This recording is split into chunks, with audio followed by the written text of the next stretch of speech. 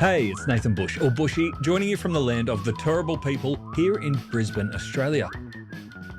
Welcome into Add to Cart, very special episode. I hope you get this episode as you are winding down. The pressure is coming off. You're thinking about your next margarita and you're starting to tune out. You're starting to take a load off before we get into planning for next year. But I always do think it's good to go back and have a think around the year that we had. What resonated with us? What hit home? What failed? What succeeded? Because it's so hard, especially in e-commerce and retail, where our busiest season is right at the end, that we often don't go back and think about what impacted us this year and what we would change and progress moving into the next year. It's not a skill that we're typically good at in this industry. So as we have done in previous years, I wanted to take a look back and think about the conversations that really helped shape or impact me personally in 2025 and bring them to light for you in case you missed them and to give you a little bit of context on why I think they're important.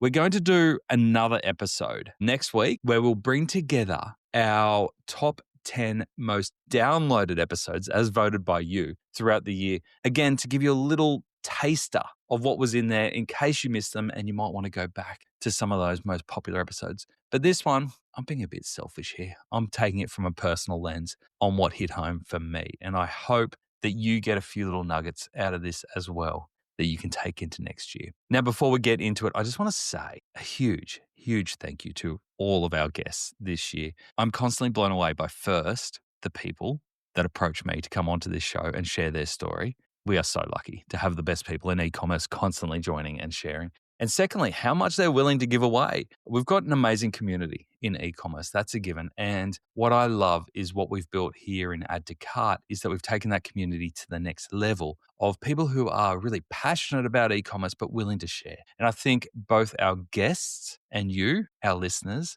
are great representatives of that. And that's why I love doing what I'm doing. So thank you to our guests. Thank you for listening throughout the year. Let's get into the top moments that shaped this year for me.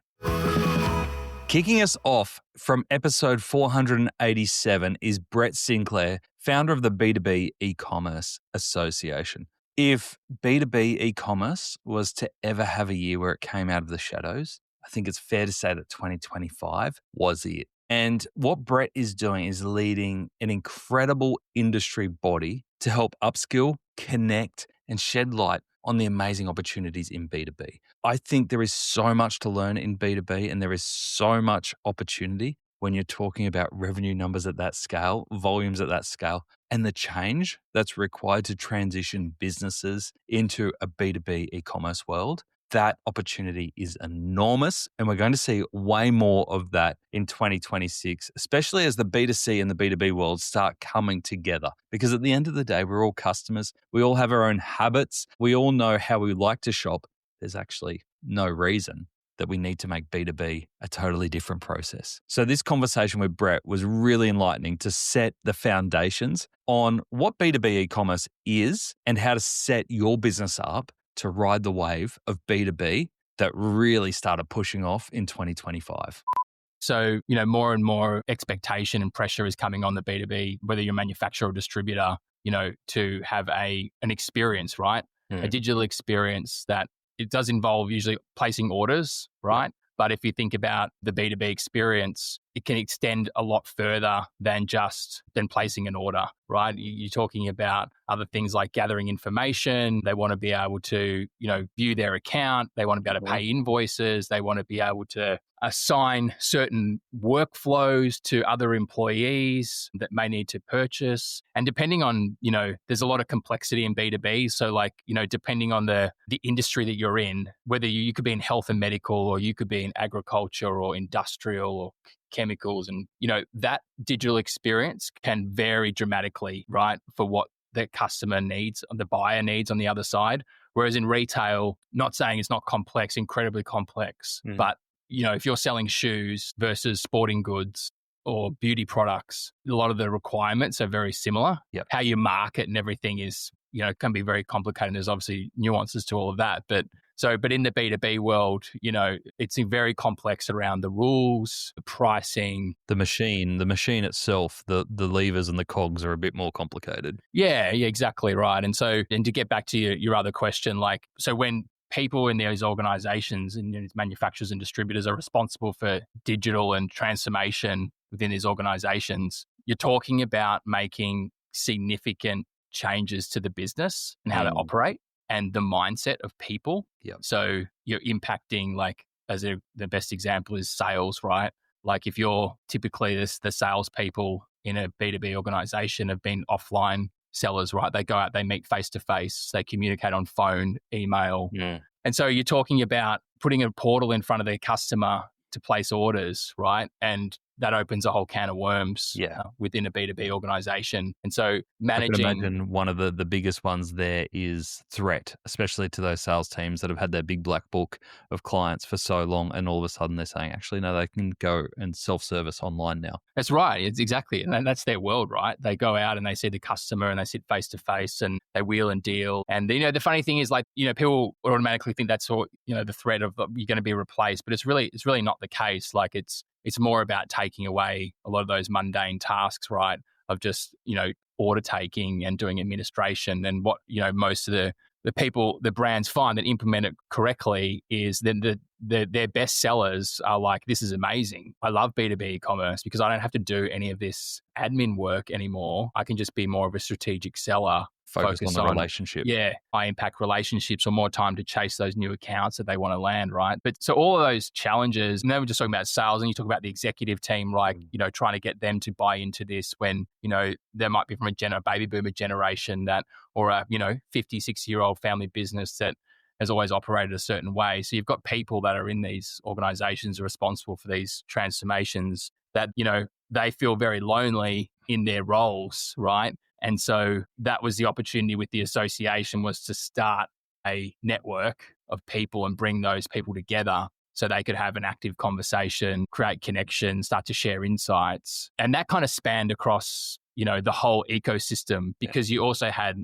all of the technology providers, right, as well. They're in B2B, which is a massive ecosystem. Today, we're just still uncovering more and more players that we didn't know about or just hadn't had time to speak to, and they're just they're coming through now as we're sort of getting more mature in what we're doing. But I mean, that's a massive role for you, is to connect that whole ecosystem when you start pulling it apart into tech, into clients, into retailers. There's so much there. Of course, I could not have my most impactful episodes without going past my good friend and occasional mentor/therapist, Anna Samkova. I've got no doubt that you know Anna through her LinkedIn Lives, her Friday Live sessions, which are absolutely incredible. She's one of the most generous senior leaders going around in Australian e-commerce. And she's able to take some pretty wishy-washy concepts around customer centricity and translate them into real speak. And that's what I love about Anna. She is always the first one, not just to pat you on the back, but to tell you where you can get better. And we all need someone like Anna in our lives. Listening to Anna talk around customer centricity, you can't help but feel inspired to make sure you're looking after your customer. I do get a lot of phone calls and DMs about our data is a mess. We don't know where to start. We think we know who the customer is, but we don't really. And then I always ask one question: who in your organization owns the customer? And I normally get two types of answers. It's rather everyone or it's no one. And both are equally wrong because everyone is no one and That's no one is self-explanatory. So, and if this is the answer I get, it means that no one has that ownership of checking the journeys, creating the moments with intent. Everyone sits in silos. E-commerce do their thing, retail ops do their thing, and they're all doing amazing things. But most of the time, they just sit in BAU and executing the business strategy that is product-led in many cases, let's just face it. So then, in your view, if it can't be everyone and it can't be no one owning the customer, who should own the customer in a medium to large organization? Look, it needs to be driven by the leadership team for sure, to begin with, because they're the only ones who prioritize in the projects and the roadmap. So if it's not a priority for them, it won't be a priority for the team, because everyone just will come up with hundreds of 50,000 excuses why they're not doing it and how busy they are. So it definitely needs to stem from the executive team, and then it needs to be passed on to the people. Person who is in charge of the customer service team cannot own that. So it's rather the chief customer officer, or in many cases, it is a CMO, whoever that centralized body that sits across multiple departments but reports to the senior team, rather the COO or CTO or a CEO. I've worked in large retail as well, and there's plenty of executives who say they're customer centric, but then the first thing they will talk about is product or stores. What are the signs you look for in a leader that they are actually thinking about the customer? Simple questions. What is your retention rate? I normally ask. What is your customer lifetime value? What is the tenure of your customer? Who are your high value shoppers? And normally I just get the eyeballs that get widened. It's like, what do you mean? It's like, who is the customer that spends the most money with you? How many do you have? How often do they come back? And what is the average order value? And how many people, how do you track active customers? How many do you have? How many sit in your one-time buyer, 2+ time buyer, 3 times plus buyer, and what have you? If I don't get answer to those questions, they're not customer-centric. And do you find that it's usually a reporting problem or a data problem? That, you mentioned there that the data does exist somewhere usually, but it's not in front of leaders in those large businesses most of the time. Neither. It's a priority problem. A personal highlight for me this year was heading over to NRF APAC in Singapore. I was very lucky to be able to go over to Singapore as part of the media contingent and see what is happening in the second year of NRF APAC. And it really opened my eyes to the opportunities around us. I haven't spent a lot of time in the APAC region, and when I went over, all of the tariffs in the US were kicking off. And for me, it makes a lot of sense for us to look at our closest neighbors and see where the opportunities are. What I didn't realize going into it is how different each market is within the APAC market. There is over 50 countries that make up that region, and most of them operate in e-commerce in a totally different way. So for me, that was just absolutely fascinating to do a exploration into what makes each market succeed when it comes to e-commerce, and also check out some of the amazing innovations that's coming out from the region. For me personally, I want to get closer to that region. I think it's just so much fun. It's so interesting, so innovative, and we can learn a lot from our neighbors in APAC. So here is Reef Quayle from NRF APAC, the man who puts on the show. You may also know him from iMedia, to give us a little background on what makes NRF APAC so special. Well, I think that there's a couple of layers. I think, first of all, Asia Pacific is the largest retail marketplace in the world, but it's not Europe. It's multiple languages, multiple cultures, multiple legislative jurisdictions. You really can't expand. So what we found was that people were really keen to meet other people from other markets, because that's how business gets done. You can't expand through the region or learn from each other without finding like minds across the region. So what was really neat is that, people were just keen to meet other retailers from other parts of the region and hear new stuff. And that was the cool thing, because, we've seen a lot of it in Australia, and we're so exposed to it. Australia is so far away from the rest of the world that we're very aware of what's happening here. But we're not aware of what's happening, with, say, Family Mart in Japan, or Alpha Mart in Indonesia, or, Reliance in India, or these, Central Group in Thailand. There's some cool stuff going on that's happening in the region, that Australians can take a lot from. That's what I'm excited about, because I think obviously we know our Australian case studies pretty well. We've got some great retailers here, but it does tend to become a bit of an echo chamber of the same stories over and over again. And we meet speakers all the time. So I met this guy, Ryan Alphonse, who is the CMO of Alphamart Indonesia, and he is the CEO of their sort of global insights program. So take a step back. This is a 25-year-old business. It takes 15 cents in every retail dollar in Indonesia. So it's big.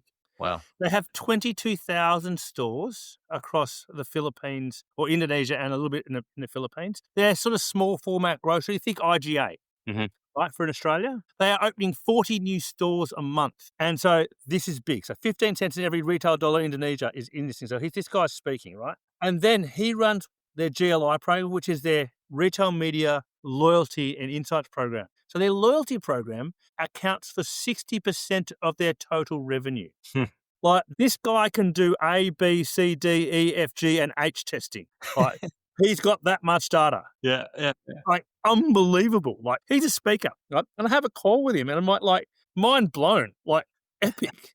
It's unbelievable. And then you have these calls with these people, and they tell the stories of the things they're doing, and it's just like, I am literally, I'm so grateful because we just see so many cool things going on at any one time. It's just, I'm like, I get to see everything. And like now I used to sort of look at myself as being fortunate in Australia because, you know, we would see great stories all the time. But now I'm seeing the stories and others. Like, and so we've got Ian, CEO of Kmart, or MD of Kmart, and now chair of Anko speaking. And the Anko brand is now being expanded. So they've opened in the Philippines and opened all that. This is cool, right? So this is Australian retailers expanding through the region. And that means they can't just turn up and open a door. They have to partner and they have to find like minds, and they're doing it. This is Australian businesses doing it, you know. So that's really neat. It's just neat stuff happening all over the place. And so as I said, I find myself pretty grateful to be sort of in this position to sort of chat to people and understand what's going on.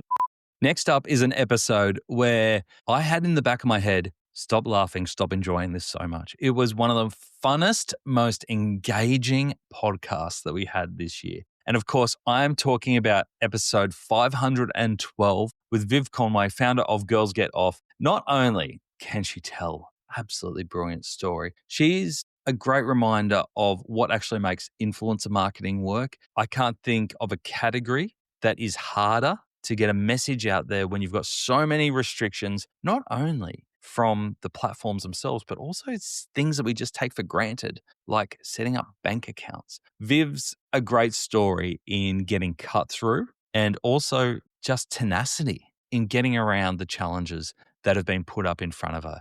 Here's a little clip from Viv as part of this conversation that I enjoyed so much.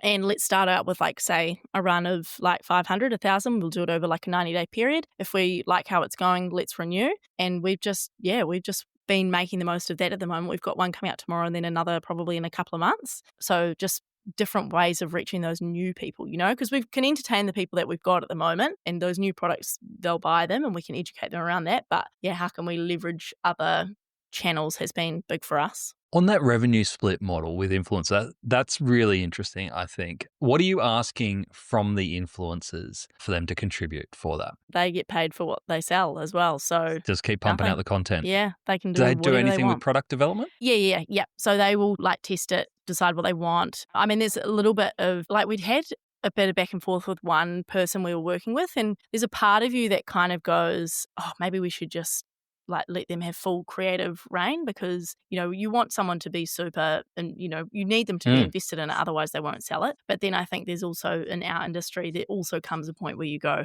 okay, that's not like our recommendation would be slightly different, or you can't actually fit the motor in that size, or can't have more creature cocks out there. Yeah, exactly. No more of those.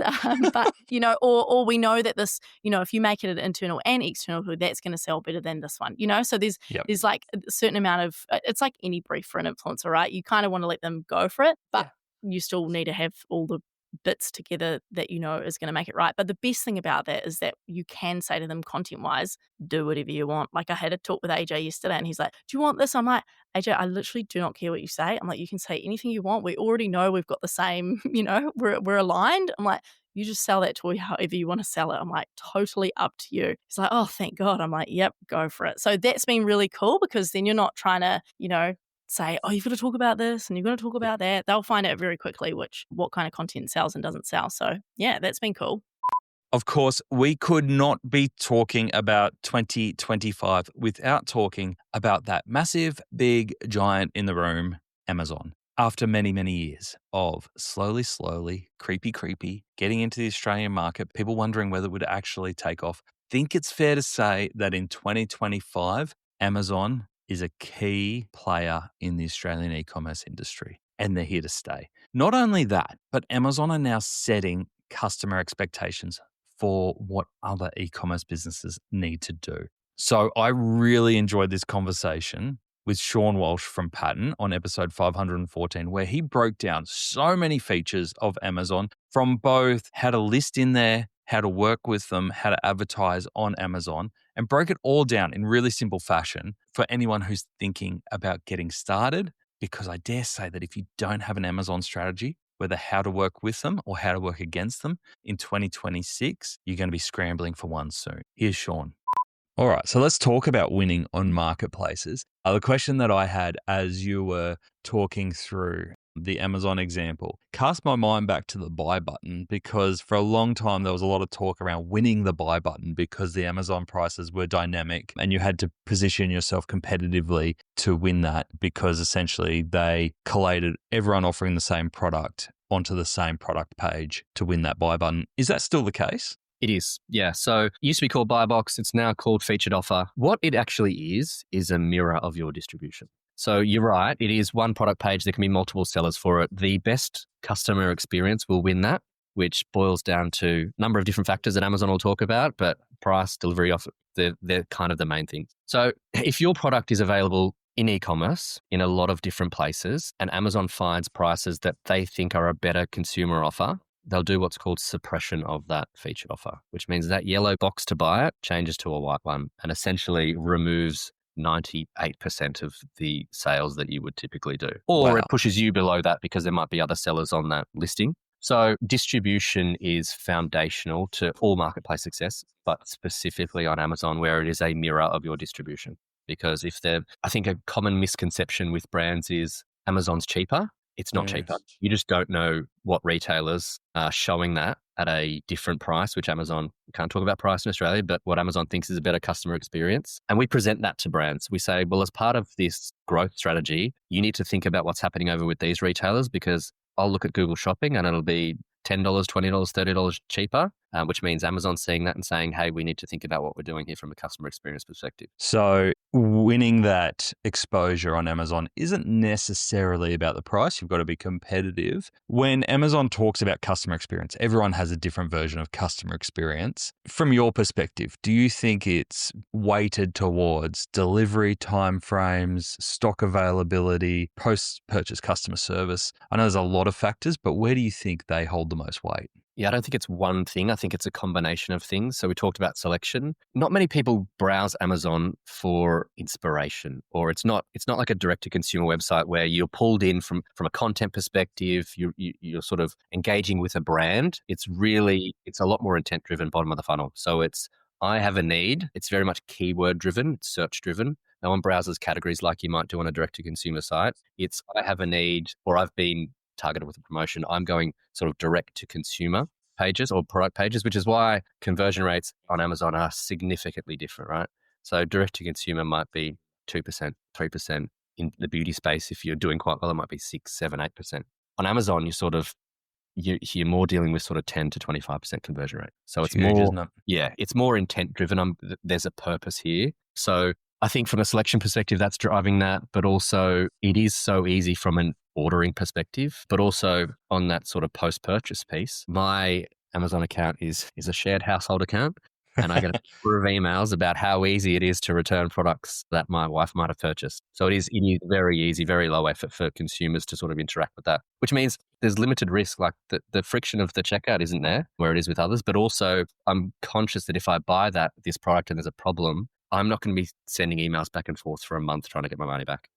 Now, can we recap 2025 without talking about tariffs? I think not. That was a nice little curveball. I don't know if you call it a curveball. We kind of saw it coming, but it actually got enforced very quick, very fast. And I scrambled pretty quickly to find someone who could explain the options to us. And I couldn't think of a better person than Justin Irvine, who I had the pleasure of interviewing in a quiet room that we somehow took over at Retail Fest on the Gold Coast. So I pulled Justin into this quiet room, set up the podcast gear and said, tell us everything that you know about tariffs and how retailers should be preparing to tackle them. And looking back on it, now that we've kind of got through the tariff shock, his advice was really great. It was to not panic and to make sure your foundations are right, to know your numbers, to know where your inventory is, and to make decisions according to what you've got, rather than upending your whole business in response to this quick change. This advice is still really relevant today. And if you are struggling with international shipping or maybe still tariffs, as I've seen in our Add to Cart community, head back to this episode because he gives away so much of his IP that we don't often see consultants give away. When you're working with brands that have gone from operating in Australia and maybe taking international orders, but shipping from Australia to setting up in other countries, what are the top things that you think catch them by surprise? Paying duty on duty is my favorite. Paying duty on duty. Yes. So people factor in duty into their price, but when they submit the value to the carriers, they forget to take the duty off. So let's say they've got a $100 product. We'll just use round numbers. Yep. That works for me. Yeah. We haven't embedded yet. So it's like $100. Let's say there's $30 in duties and tariffs, and they roll it up on the cart. So it includes duties and taxes. They then take $130 and sends that data to the carrier. What they haven't done is taken the $30 off. So they're now paying 30% tariff. Well, I just say duty out of VAT, for example. They're now paying that on 130, not on 100. Wow. So they've collected $30 or factored in $30. So effectively they've collected it, but then they don't remove it again before they send it out. I can see how it happens. Oh, all the time. Canada, UK, EU. Hands down, happens all the time. And do you need special software to do that? Or not really. Most of the warehouse management systems these days allow you to have a value for duty and then whatever the sales price is. Sure. Yeah, that's an absolute killer. People not being aware of iOS tests for Europe, URI for the UK, there's just like registration things. Yeah. And then understanding that they have to file for VAT. So there's a whole lot of fintech companies that have come in and made that life easy for everybody. It's the other thing that I see people not thinking about, just how they package product. And then they get these huge bills from DHL Express, UPS, FedEx, or even just standard carriers. They've got no concept of what they're doing internationally. Small problems here equal big problems when you send it to the other side of the world. Yeah. And then returns. Like people don't understand that it's actually a profit. Like with all the technology that's available now, it's now a profit center. If returns is not a profit center for you, there's money on the table. Well, it doesn't mean you've messed up, just means there's money on the table. What do you mean? Well, I mean, there's functions within a lot of the platforms now to like basically shop, and you have instant exchanges and you're able to shop during the returns process. And basically all we're trying to do is create a revenue stream through your returns flow. And things like making sure you're charging handling fees. Like the amount of people that are doing free returns now is very low. You should be capturing something. So between the revenue you're capturing on X amount of returns on exchanges, keeping them on the hamster wheel, as well as the freight recovery for the handling fee that you deduct out and that I'm not seeing big conversion drops. I'm not seeing cart abandonment because of that returns weeks.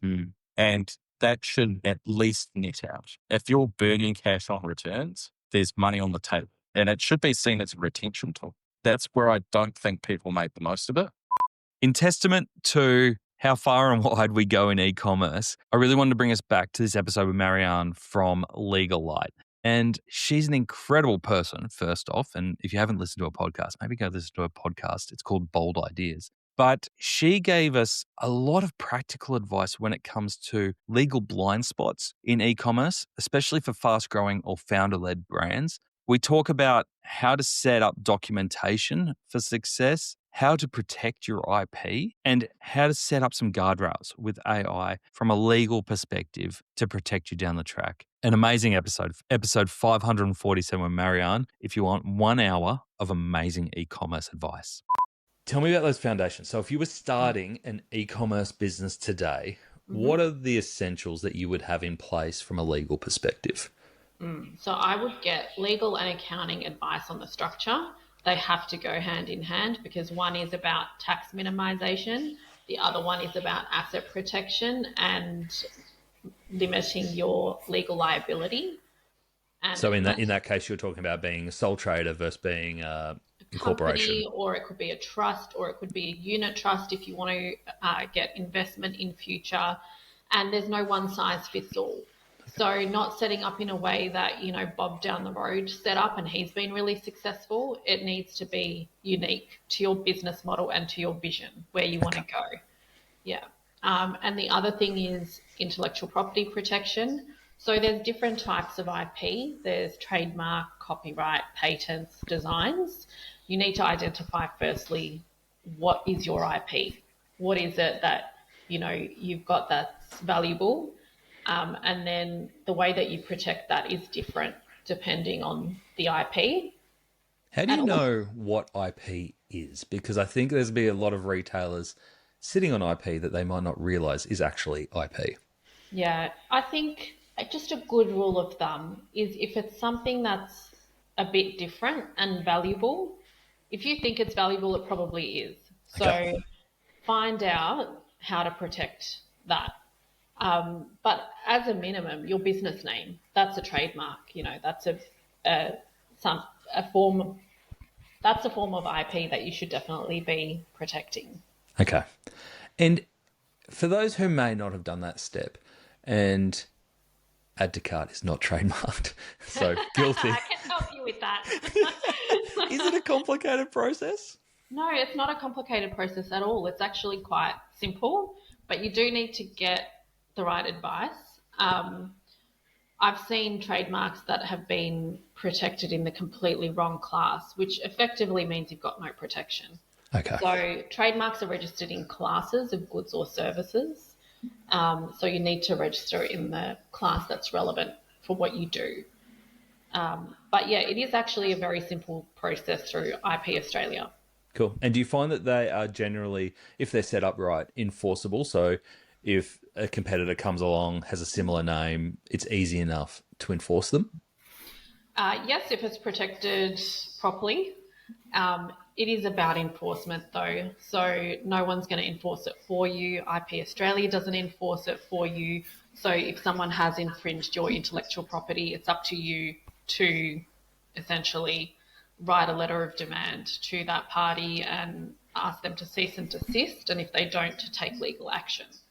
And lastly, this is a very personal one. I wanted to call out episode 506 with Susie Young from Metagenics. I had the privilege for working most of the year with Susie and her team at Metagenics in a transformation and consulting role. And honestly, Susie is one of the most amazing leaders that I've ever had the pleasure to work with. What she has been able to do in transforming that business, not just from a digital transformation perspective, but in terms of changing the whole business model, has been fascinating to watch. And I've been lucky enough to work with her on projects from loyalty programs to launching TikTok, and even had the pleasure of going over to New York to work with the US team later in the year. But I can say it all starts with Susie here in Australia and how she's managing the change. As you hear here, Susie talks around e-commerce transformation. But what I love about Susie is she doesn't just start with the platforms, vendors, and features. She looks inwards to the business. What does the business need? What do we need to change in the business? And how do we set our team up for success? If we get that right, the rest will follow. At one stage before I joined the business, they'd built out internal dev teams. Like, it was just a bit of a mess. And one of the things we did early on was we created design principles for our project. And our project manager, James Hallam, who you know from working at Metagenics, he really helped lead this with us and establish some design principles up front. And they were things like, we will seek the best practice functionality in platforms that are, leading the way. We will aggressively avoid custom code and use out of the box wherever we can. I always loved hearing that one. Aggressively avoid. Aggressively, yes. We'll be informed buyers. So when I say that, I mean like we'll do an excellent job at building requirements and understanding what we want so that we're not stuffing, agencies and platforms around in project. We're not a software house, we're a vitamins and supplements business. So that was super clear up front. And I think that was really great foundation for us as we then moved through this process of selecting platform and selecting partner. And I think I had personally been watching Shopify for a while. Shopify, without a doubt, is the number one choice for D2C, right? There's no question. You don't even have to think about that. But we do have a B2B side to our e-commerce because our practitioners also do buy product for their practice and we sell to retailers as well. So we had complexity in our solution and in our requirements that you'd expect for a B2B channel around pricing and shipping options and complexity in customer groups. So obviously, like the Shopify roadmap for B2B has picked up quite a bit in the last couple of years. And so what we decided to do was run like a proof of concept stage up front. And we approached Shopify first and worked with their technical people. And we basically built requirements of all the things we were worried about, got together with them, workshopped that, and they came back. And I think they came back and of our, say, 15 things that we were worried about, maybe there was 2 that they couldn't solve. And that gave us confidence to kind of move to the next stage, which was a proof of concept with a Shopify agency. And the reason I like this, and this is a great learning for me too, because my last project, I just went full RFP. But doing this is great because, you know, in our business, because we're a global business, we have committees we have to get approval from, like project approval committee, we have steering committees, we have, you know, tech committees. It's very different when you go to one of those committees and you're asking for a small amount of money versus a massive amount of money. And that's what I love about the proof of concept stage. So we said, hey, we need to do an 8-week deep dive with a partner to just flesh this out because we're pretty confident, but we want to be 100% confident. They gave us the support and backing to do that. We engaged Overdose Digital, who have deep Shopify experience and who I had worked with before, so knew that there was, I guess, a cultural fit and a ways of working that would suit our business. And they kind of prototyped some of these parts of our solution for us. And so once we then got, say, you know, I think we got about 6 weeks into that proof of concept and we had enough confidence that we knew that we were on. And we were able to go back to our steering committee and say, okay, here's actually the evidence that this solution is going to work. And then from that point, we got into a project. We rolled it out in 6 months, which still blows me away when I think about that, because that is huge to do both a B2B migration, but also a launch a whole new D2C channel. So they're my personal highlights from 2025. And looking back on that, I'm like, that was amazing. I got so much out of those conversations and connections that I had there. And it's amazing to think how much has changed in 2025. When we think about tariffs, when we think about social media regulations, we talk about Amazon here in Australia, the rise of B2B, it's been a big year. And I don't think, I didn't even mention AI in there. Should we mention AI? Sure. But I don't think it's slowing it down next year either. So I hope this episode gives you a little bit of perspective on what has happened in 2025 and gives you that moment to think back on how much you've achieved and how much you've changed throughout the year and start thinking about those big rocks for next year that you're going to have to attack and the gaps that you've got moving into next year. Of course, there are some things that we do know are coming. There's going to be a lot of surprises. But hey, that's the fun of e-commerce, isn't it? All right, that's it from this episode. We'll be back next week to give you the countdown of the top most downloaded episodes from 2025. There are some absolute bangers in there. Do I sound like a radio DJ? I do. It's a great tasting plate if you have missed out on a few episodes to see what you might want to go back and tune into. All right, I hope you're enjoying your downtime. If you've discovered this podcast for the very first time, make sure you hit subscribe in YouTube, Spotify, or Apple Podcasts, and we'll continue to bring you episodes all through 2026. Enjoy your break. See you next week.